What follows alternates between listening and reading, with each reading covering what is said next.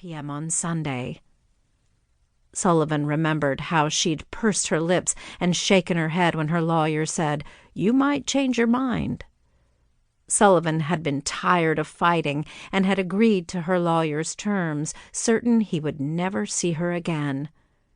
They'd both signed the legal document, which was approved by a family court judge, making Ryan Patrick Sullivan the primary custodial parent and giving Victoria Alexandra Grayhawk visiting privileges 1 weekend a month. For the past 6 months, he hadn't seen hide nor hair of her. Now, here she was at his back door on a Friday afternoon, demanding to see his son. "You can't see Cody. You can't hold him. You can't have him for the weekend. Get the hell off my doorstep. Get the hell off my property. Go away and don't come back." "He's my son, too. You can't deny me the right to be a mother to him."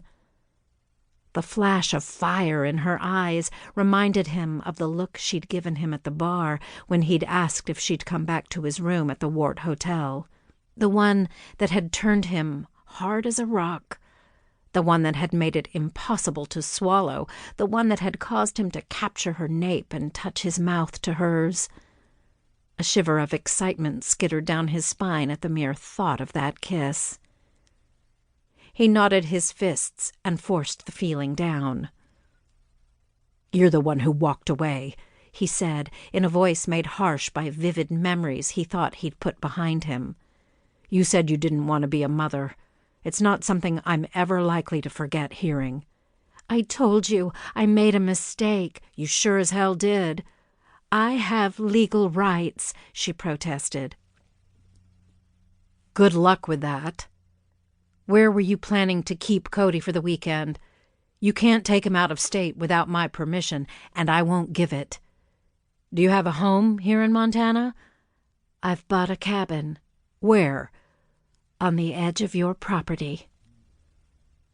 "Not the Wingate place," he said, horrified at the thought of having her so close.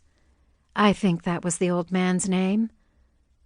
Sullivan had been planning to buy that tiny log home on the edge of Glacier National Park and the 500 acres that surrounded it for himself. He'd just been waiting for Old Man Wingate to lower his price, since he didn't think there was anyone else willing to buy such a shabby hovel so deep in the woods.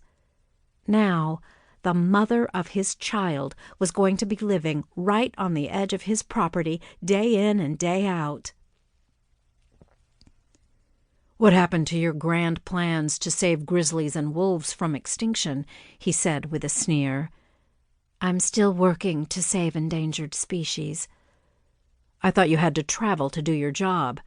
After all, that was the excuse you gave for not wanting to be a mother." That, and the fact that she didn't know him from Adam. He was just a guy she'd met in a bar. It had been good sex, she told him. Great sex as far as he was concerned, though he hadn't bothered to contradict her. But that had been the extent of it. The pregnancy was merely an unforeseen, entirely unexpected consequence. At 22, she wasn't ready to become a single mother, and she wanted the child to grow up in a loving home. At 24, he hadn't exactly been ready for parenthood either, but he'd known he could never give his own flesh and blood away to someone else to raise. "I still have to travel," she said defensively, "but I plan to be here at least 1 weekend a month to see my son." "He's not yours, he's mine," Sullivan said, "and don't you forget it." His gut clenched with fear for his child. He could probably put off the Grayhawk woman for a while by bringing in social services to check out the living conditions in that old cabin in the woods, but eventually she was going to get Cody 1 weekend a month.